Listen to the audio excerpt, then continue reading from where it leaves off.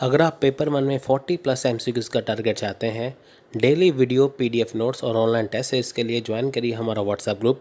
तो जल्दी से फ़ोन उठाइए, अभी कॉन्टैक्ट और व्हाट्सएप करिए कि ताकि आपका पहली ही बार में नेट JRF हो जाए। अब देखिए, शिक्षण योग्यता पढ़ने से पहले मैं आपसे एक क्वेश्चन पूछता हूँ, एक प्रश्न पूछता हूँ आपसे कि एक सफल शिक्षक कैसा दिखता है, या एक सफल शिक्षक कैसा होना चाहिए आपकी नज़रों में।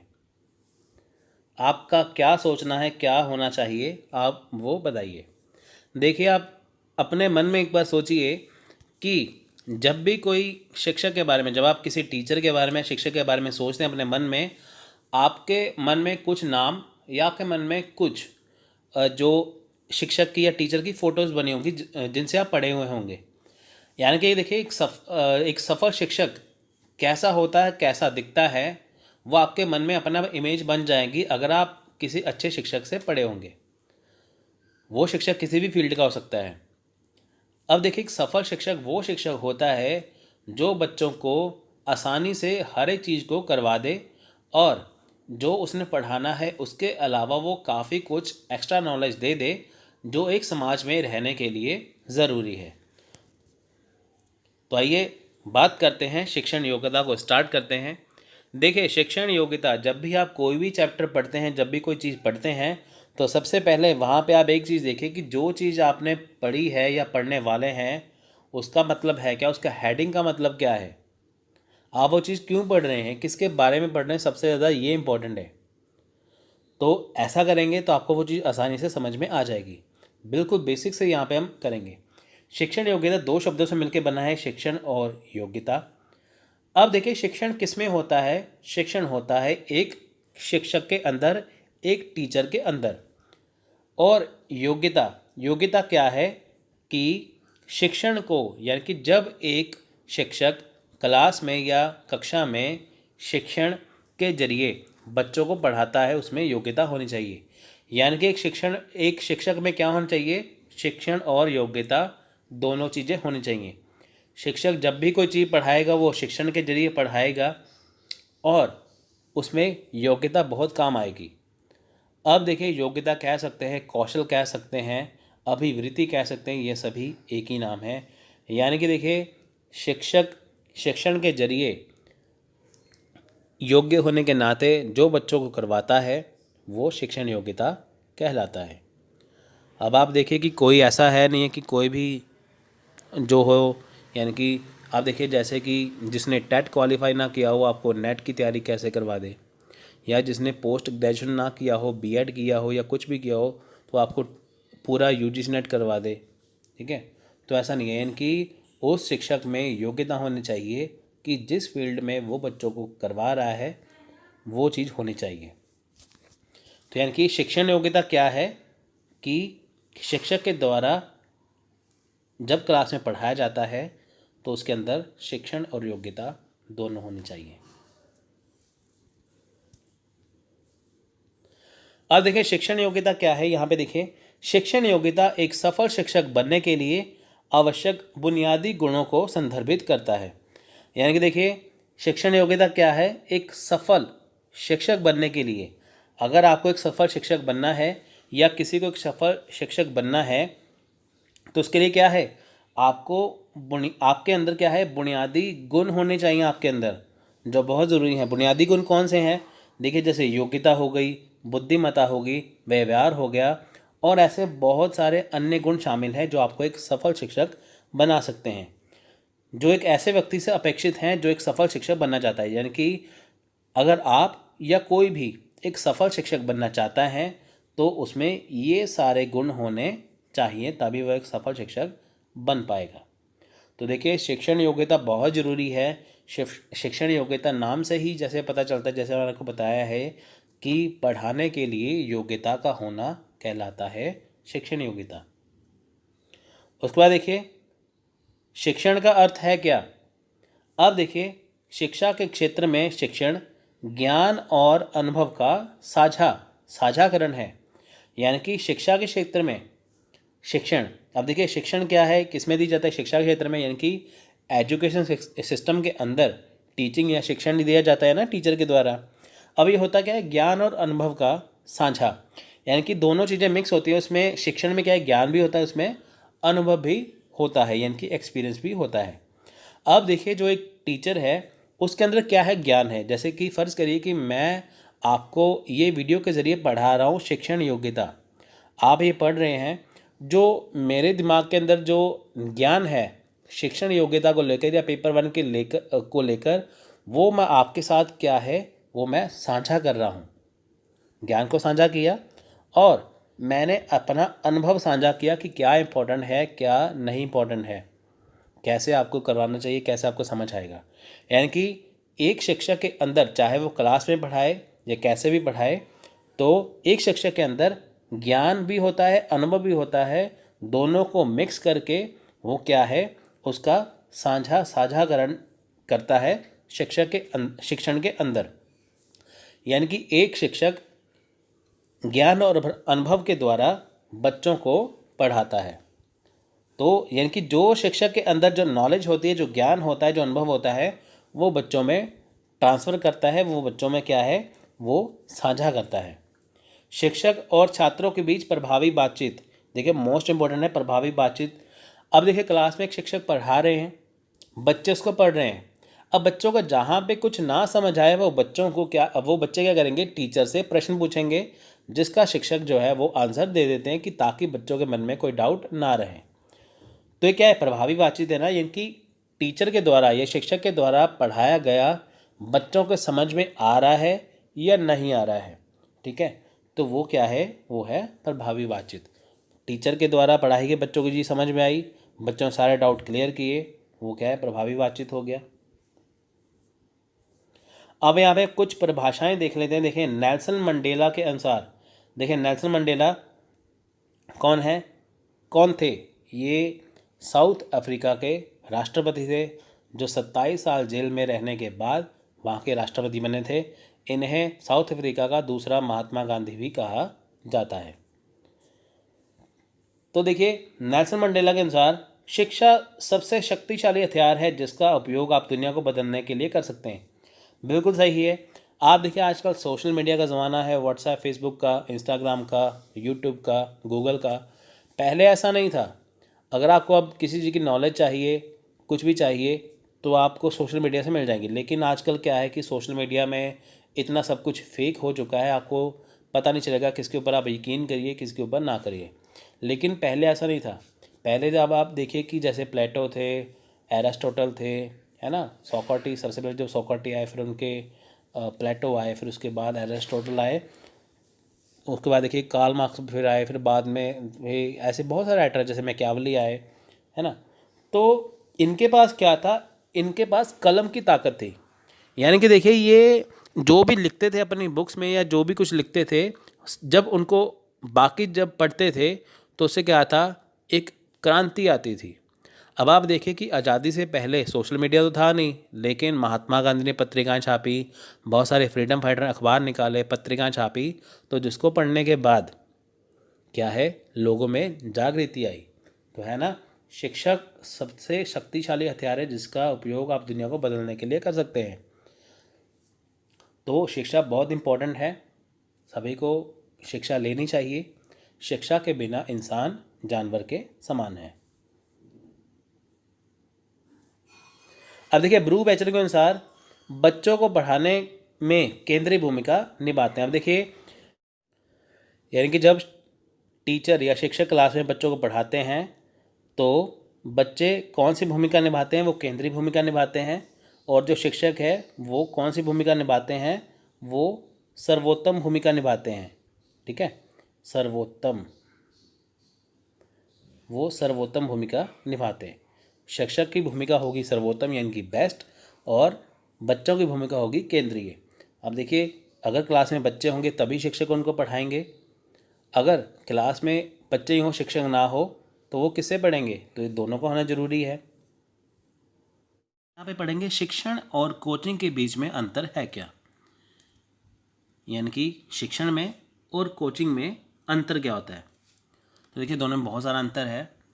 आप देखिए शिक्षण क्या है, यह शैक्षिक संस्थानों जैसे स्कूल, विद्यालय, कॉलेज आदि में छात्रों के लिए औपचारिक शिक्षा प्रदान करता है, यानी कि स्कूल, विश्वविद्यालय और कॉलेज आदि में क्या है छात्रों को, यानी कि देखिए जब टीचर या शिक्षक क्लास में, स्कूल में, विश्वविद्यालय में या कॉलेज में बच्चों को पढ़ाते हैं वो है औपचारिक शिक्षा, वो कहलाता है शिक्षण।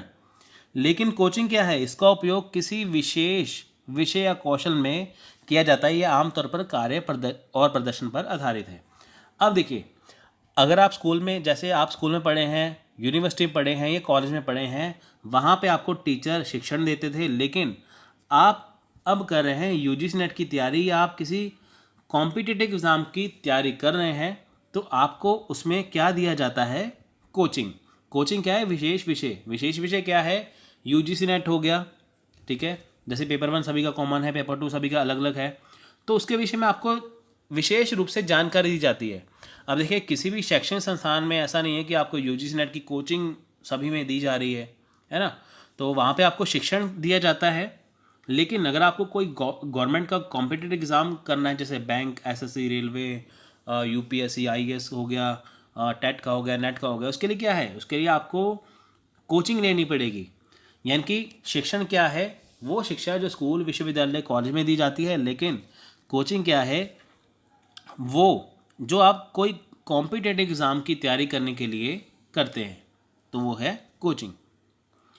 शिक्षण की प्रकृति क्या है, देखिए शिक्षण की प्रकृति गतिशील, सामाजिक और मानवीय। अब देखिए शिक्षण की प्रकृति क्या है, वो गतिशील है, वो सामाजिक है, वो मानवीय है, ठीक है। यानी कि देखिए शिक्षण की गतिशील है, बदलती रहती है। जैसे देखिए कि पहले जब शिक्षक पढ़ाते थे वो कैसे पढ़ाते थे, वो बोर्ड पे पढ़ाते थे चौक से, बाद में वाइट बोर्ड आ गए, मार्कर से लिखने वाला, फिर अब यूट्यूब का ज़माना चल रहा है ज़्यादा, वीडियो के ज़रिए, आजकल डिजिटल बोर्ड आ गए हैं। तो यानी कि टीचर पढ़ा रहे हैं, शिक्षक जो शिक्षण दे रहे हैं, लेकिन उनका जो तरीका है वो बदला है, तो वो गतिशील हो गया। सामाजिक है, समाज में क्या हो रहा है उसके बारे में बताना। मानवीय है, बिल्कुल ह्यूमैन है। देखिए मानवीय है, शिक्षक कभी भी ऐसा नहीं करते कि ये अमीर बच्चा है मैं इसे पढ़ाऊँगा, गरीब को नहीं पढ़ाऊँगा, ऐसा नहीं है। शिक्षा सभी के लिए एक समान है। कला विज्ञान दोनों है, कला विज्ञान है दोनों, शिक्षण कला भी है और विज्ञान भी है। देखिए कोई चीज़ मुश्किल हो उसे बिल्कुल आसानी से करवाना, वो क्या है, कला। विज्ञान यानी कि जो चीज़ जैसी है उसको उसी के अकॉर्डिंग आसान भाषा में करवाना। तो ये दोनों चीज़ें हैं वो शिक्षण की प्रकृति में आते हैं। अब आते हैं शिक्षण के लक्षण। देखिए शिक्षण के लक्षण क्या है, यह एक पेशेवर गतिविधि है, बिल्कुल सही है। देखिए शिक्षण जो है वो एक पेशेवर गतिविधि है, इसे आम इंसान नहीं करवा सकता, इसे वही करवा सकता है जो इसमें पारंगत हो, जो इसमें पेशेवर हो। उसके बाद ये एक विशेष कार्य है, बिल्कुल सही है। देखिए विशेष कार्य है, देखिए जैसे ऐसा है, पेशेवर का मतलब देखिए पेशेवर ऐसे होता है जैसे एक कॉलेज में हिस्ट्री के अध्यापक हैं, पॉलिटिकल साइंस के, राजनीति विज्ञान के हैं, मैथ के हैं। अगर आपको मैथ्स करना है तो आप मैथ के टीचर के पास जाएंगे, हिस्ट्री करना है हिस्ट्री के, राजनीति शास्त्र करना है तो राजनीति शास्त्र के टीचर के पास आप जाएंगे। तो ये पेशेवर गतिविधि हो गया। विशेष कार्य वही है कि वो अपने अपने सब्जेक्ट के में क्या है वो मास्टर होते हैं, ठीक है। उसके बाद छात्रों को अधिक से अधिक सीखने के लिए प्रोत्साहित करना, बिल्कुल सही है। देखिए छात्रों को अधिक से अधिक सीखने के लिए प्रोत्साहित करना, उनको प्रोत्साहित करना कि आप अच्छे से करिए, आपका ज़रूर होगा, यूजीसी नेट होगा, एग्ज़ाम होगा, सब कुछ होगा। उनको प्रोत्साहित करना बहुत ज़रूरी है। अगर प्रोत्साहित नहीं करेंगे तो उनका मोराल डाउन हो जाएगा, वो कोई भी एग्ज़ाम की तैयारी नहीं कर पाएंगे। जैसा कि भी अटकलें लग रही हैं कि इस बार एग्ज़ाम जो है वो डिले हो जाएगा, है ना, तो ऐसा नहीं है, डिले होगा लेकिन आपको तैयारी तो करनी पड़ेगी। क्या पता पहले हो गया एग्ज़ाम, अगर पहले हो या बाद में, तैयारी तो आपको करनी पड़ेगी। एक परस्पर संवादात्मक प्रक्रिया। अब देखिए परस्पर संवादात्मक प्रक्रिया क्या है, ये किसके बीच में होती है, शिक्षक और छात्रों के बीच में। शिक्षक ने जो पढ़ाया बच्चों के समझ में आया, बच्चों के मन में जो डाउट आया उन्होंने टीचर के साथ शेयर किया, तो टीचर ने क्या किया या शिक्षक ने क्या किया, उनकी प्रॉब्लम को सॉल्व किया, उसकी समस्या को हल किया, हो गया परस्पर संवादात्मक प्रक्रिया। औपचारिक और साथ ही अनौपचारिक शिक्षा प्रदान करें या करना। आप देखिए औपचारिक शिक्षा इनकी, जो बच्चे सीखने के लिए आए हैं शिक्षक के, वो तो उन्होंने पढ़ाया, साथ में उनको कुछ एक्स्ट्रा बातें बताई, जैसे माता पिता की सेवा करनी, सोसाइटी में रहने के काबिल बनाना, है ना, तो बहुत सारी ऐसी चीज़ें बताना। शिक्षण छात्रों को समाज और पर्यावरण में उसे समायोजित करने में मदद करने के लिए उपकरण है। यानी कि इसका यहाँ पे क्या मतलब है कि शिक्षण, देखिए जब शिक्षक क्लास में बच्चों को पढ़ाते हैं वो छात्रों को ऐसे पढ़ाते हैं कि वो समाज में और पर्यावरण में रहने के लायक हों। वो बताते हैं कि अगर आपको समाज में रहना है, दूसरों की इज्जत करें, ऐसे समाज में रहिए, ठीक है। तो उनको वो मदद करते हैं कि वो समाज में कैसे रह सके। अब बारी आती है यहाँ पे शिक्षण के उद्देश्य के बारे में। अब देखिए शिक्षण का उद्देश्य क्या है? व्यवहार और आचरण को आकार देने के लिए। किसका व्यवहार और आचरण? छात्रों का, ठीक है, छात्रों का व्यवहार और आचरण, उसको क्या करना है? आकार देने के लिए। व्यवहार क्या है? देखिए बच्चे क्लास में चिड़चिड़े हो जाते हैं कई बार, क्यों? क्योंकि उन्हें चीज़ समझ में नहीं आती। अब बच्चों को देखिए मान लीजिए हिस्ट्री समझ में नहीं आ रही, इतिहास समझ में नहीं आ रहा, मैथ समझ में नहीं आ रहा, ठीक है। तो उनको अगर मैथ समझ में नहीं आ रहा, उनका व्यवहार चिड़चिड़ा हो जाता है, तो टीचर उनको समझ के उनको आसानी से शॉर्टकट ट्रिक से जैसे करवाएगा, तो उनको क्या होगा? एक उनके व्यवहार और आचरण को आकार देने के लिए सहायता मिलेगी। इनकी उनका आचरण कैसा है, उनका व्यवहार कैसा है, उसको आकार कौन देता है? शिक्षक देता है शिक्षण के जरिए। छात्रों के सीखने के कौशल में सुधार करने के लिए। देखिए छात्रों का जो सीखने का कौशल है उसमें सुधार करना, यानी कि जैसे छात्र सीख रहे हैं, जैसे पढ़ रहे हैं, वो और उसे कैसे अच्छे से और पढ़ सकते हैं उसमें सुधार कर देना। कि जैसे हार्ड वर्क मत करिए, स्मार्ट वर्क करिए, ऐसे करके। अनुकूल वातावरण बनाना। देखिए बिल्कुल अनुकूल वातावरण बनाना, ऐसा नहीं है शोर शराबे में आप पढ़ रहे हैं, बाहर जनरेटर चल रहा है, बाहर डीजे बज रहा है, बाहर कुछ भी है, तो उसमें आप कैसे पढ़ेंगे? आपको उसके लिए क्या है? अनुकूल वातावरण होना चाहिए। विश्वास का गठन। देखिए विश्वास का गठन बहुत ज़रूरी है, विश्वास होना बहुत ज़रूरी है। टीचर को ये विश्वास दिलाना चाहिए कि जो आप चीज़ पढ़ रहे हैं, अगर आप ये पढ़ लेंगे आपका आसानी से क्वालिफाई हो जाएगा। हमारे वीडियो बनाने का उद्देश्य क्या है कि आप इसके ज़रिए अपना यूजी नेट और जेआरएफ क्वालिफाई करें। व्यवहारिक कौशल विकसित करना। देखिए व्यवहारिक कौशल विकसित करना बहुत इंपॉर्टेंट है। ये शिक्षण के जरिए किया जाता है कि आप में कौन से कौशल हैं, कौन सी चीज़ है जिसे आप आसानी से कर सकते हैं, यानी कि मुश्किल से मुश्किल चीज़ को आसानी से करना। समाज को एक सामाजिक और कुशल सदस्य प्रदान करना। देखिए समाज को जहाँ हम रहते हैं उसे एक सामाजिक और कुशल सदस्य, यानी कि जब शिक्षक बच्चों को क्लास में पढ़ाते हैं वो रहेंगे कहाँ? समाज में रहेंगे ना। समाज हमसे स्टार्ट होता है, तो टीचर का ये लक्ष्य होता है कि वो ऐसा शिक्षण दे बच्चों को, ऐसा पढ़ाए कि वो सामाजिक और कुशल सदस्य बना सके उनको, कि ताकि वो समाज में रह सके, उनके तौर तरीके सीख सके। अब देखिए बारी आती है यहाँ पे शिक्षण के अन्य महत्वपूर्ण उद्देश्यों के बारे में। देखिए पहला है ज्ञान का विकास, यानी कि बच्चों में देखिए कि ज्ञान का विकास करना। देखिए ज्ञान का विकास कैसे कर सकते हैं? नक्शे, चार्ट और आरेख पर जानकारी दिखाएं। यानी कि अगर बच्चों में ज्ञान बढ़ाना है तो उनका, जैसे मान लीजिए हिस्ट्री, ज्योग्राफी, इतिहास या भूगोल पढ़ा रहे हैं, उनको कोई भी चीज़ पढ़ा रहे हैं, उनको नक्शा दिखाना, चार्ट बना के दिखाना, आरेख बनाकर जानकारी देना, कि ताकि उनके समझ में आए, उनको और अच्छे से क्लियर हो जाए। समरणीय तथ्यों और शर्तें आदि, यानी कि देखिए समर्ण तथ्य क्या है? कि आपने पूरी चीज़ पढ़ ली, उसमें से आपके लिए महत्वपूर्ण चीज़ें कौन सी, इंपॉर्टेंट चीज़ें कौन सी हैं, उन तथ्यों को अंडरलाइन कर लेना, बस। ये ज्ञान का विकास हो गया। समझ का विकास नेक्स्ट है। देखिए कथनों में त्रुटियों का पता लगाए। समझ का विकास क्या है? कि जो बच्चे चीज़ सीख रहे हैं, क्या वो गलत तो नहीं कर रहे? क्या चीज़ सीख रहे हैं? अगर वो चीज़ सीख रहे हैं तो उसमें क्या क्या गलतियाँ, उसको पता लगाना। तथ्यों की घटनाओं की शर्तों और अवधारणाओं को वर्गीकृत करें। देखिए जो तथ्य, वो जो चीज़ पढ़ रहे हैं उसकी जो घटनाएं हैं वो क्या है, उसको अंडरलाइन करना। उसकी अवधारणाएं क्या है, उसको वर्गीकृत करना, पूरी अच्छे तरीके से डिफाइन करना। यानी कि जो चीज़ टीचर पढ़ा रहे हैं या जो चीज़ बच्चे पढ़ रहे हैं, वो चीज़, उनमें तथ्य क्या है, वो आपस से कैसे जुड़े हुए हैं, ठीक है, उनको अच्छे से बता देना। उसके बाद कारणों और प्रभावों के भी संबंध को पहचाने। यानी कि देखिए शिक्षण के जरिए क्या होता है कि दो चीज़ें जो होती है आपस में उनमें कारण भी होता है, उनमें प्रभाव भी होता है। यानी कि दो चीज़ें आपस में जुड़ी हैं, उनका कारण क्या है और उनसे क्या प्रभाव होता है, तो उनका संबंध आपस में बताना कि वो क्यों जरूरी है, वो कैसे है, क्यों है, सब कुछ बताना वो शिक्षण के जरिए बताया जाता है। तो यहाँ पे है देखिए, इसके बाद अध्ययन में रुचि पैदा करें। देखिए बच्चों का अध्ययन में रुचि पैदा करना, जैसे मान लीजिए बच्चे का इतिहास में रुचि बिल्कुल नहीं है, लेकिन उसमें रुचि पैदा करनी हो तो संबंधित विषयों पर, यानी कि इतिहास से संबंधित विषयों पर लेख दे देना कि उसको लिखे। जब बच्चा लेख को लिखेगा तो उसकी वो बहुत ज़्यादा जानकारी इकट्ठा करेगा, जिसको पढ़ते पढ़ते उसको खुद भी उसमें रुचि पैदा हो जाएगी।